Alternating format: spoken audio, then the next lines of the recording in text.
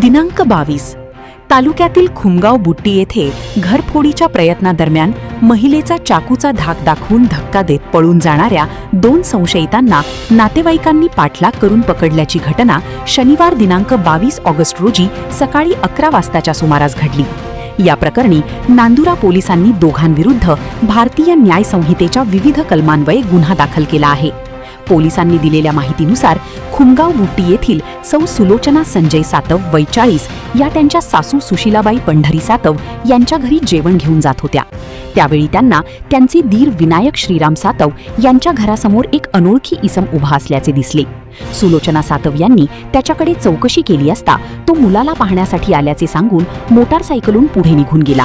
दरम्यान काही क्षणातच विनायक सातव यांच्या घरातून आणखी एक अनोळखी इसम बाहेर आला। संशय आल्याने सुलोचना सातव यांनी त्याला "तू चोर आहेस का?" अशी विचारणा केली।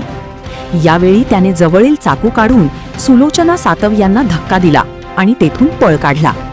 त्यानंतर दोन्ही इसम एकाच मोटारसायकलवरून पसार होऊ लागले। घटनेनंतर सुलोचना सातव यांनी घराची पाहणी केली असता घराचे कुलूप तुटलेले आणि दरवाजा उघडा असल्याचे आढळून आले। त्यामुळे घरफोडीचा प्रयत्न झाल्याचे स्पष्ट झाले। घटनेची माहिती मिळताच त्यांच्या नातेवाईकांनी दोन्ही संशयितांचा पाठलाग करून त्यांना पकडले। पोलिसांना माहिती मिळाल्यानंतर घटनास्थळी पोलीस दाखल झाले। संशयितांकडील मोटारसायकलचा क्रमांक MH19 AV 3058 असल्याचे समोर आले। पकडलेल्या संशयितांची नावे अजय सुकलाल धर्मा राहा कुवरदेव ता जळगाव जामोद आणि संजय नामदेव चिंचोळकर राहा केलपाणी ता अकोट अशी आहेत। फिर्यादी सौ सुलोचना सातव यांच्या तक्रारीवरून नांदुरा पोलिसांनी अपक्र 539/2026 अन्वये कलम 115/2, 331/3, 305/A, 62 व 35 BNS प्रमाणे गुन्हा दाखल केला आहे। गुन्ह्याचा पुढील तपास पोहेका डाबेराव ब नंबर 2086 करीत आहेत। या घटनेमुळे खुमगाव बुट्टी परिसरात काही काळ खळबळ उडाली।